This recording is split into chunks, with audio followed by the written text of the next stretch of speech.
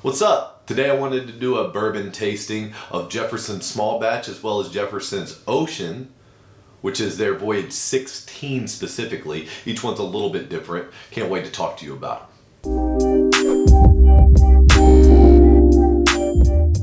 So, to give you a little bit of background about Jefferson's, it's made in Crestwood, Kentucky, and is by a father and son team, Chet and Trey Zoeller.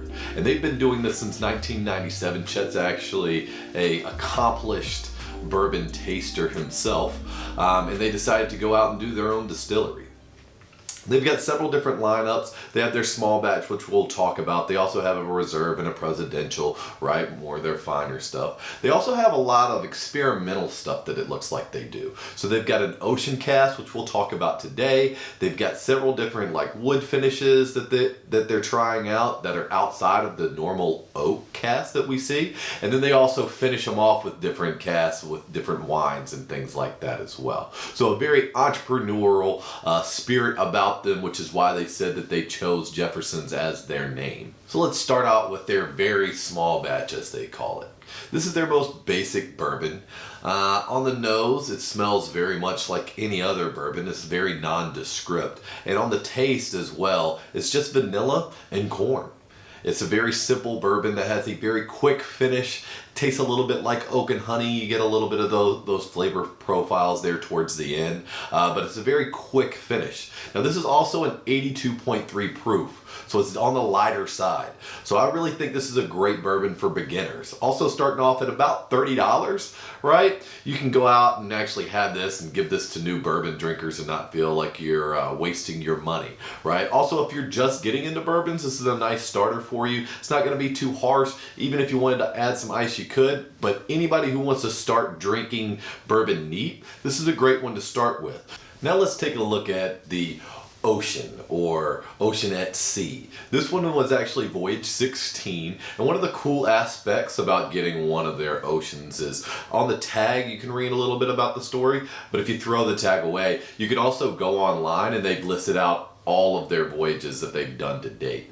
So on this one, they actually said it was the most unpredictable voyage that they've ever had, that the temperatures were the most extreme, from 100 to well below freezing.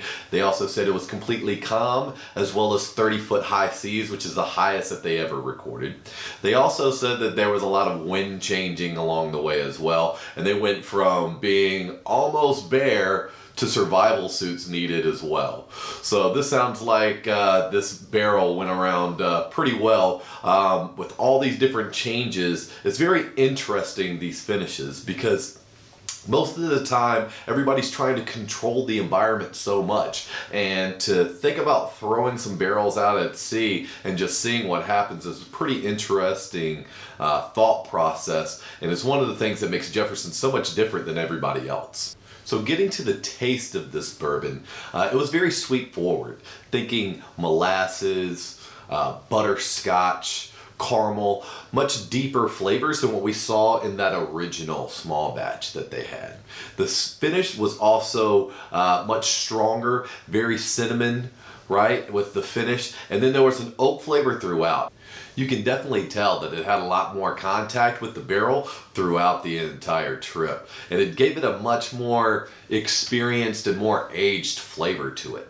I would definitely say that this one, because it's $70 and it has that more complexity to it, this is a more experienced drinker, I would think, would enjoy this one. This is also one that we had when we did our St. Louis ribs. I can link that down in the description below, and you can check that out if you'd like.